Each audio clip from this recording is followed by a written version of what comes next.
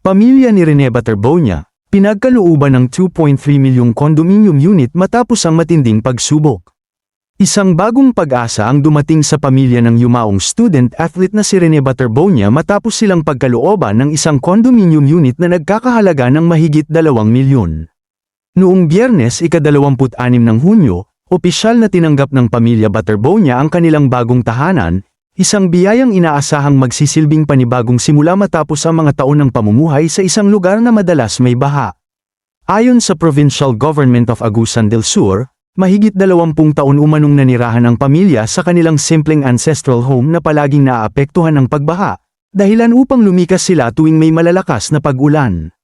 For over 20 years, the Baterbonia family lived in a modest ancestral home that was often flooded, forcing them to evacuate whenever heavy rains came, ayon sa pahayag ng Provincial Government of Agusan del Sur sa kanilang official Facebook page. Dagdag pa ng lokal na pamahalaan. Through the generosity of the National Housing Authority, with the support of the Provincial Government of Agusan del Sur, Governor Santiago B. Cain Jr., the local government unit of Talacogon, and other partners, the family received a condominium unit worth 2.3 million. A home that offers safety, stability, and a fresh start after years of living in a flood-prone area. Ang naturang condominium unit ay bunga ng pagtutulungan ng National Housing Authority, Provincial Government of Agusan del Sur.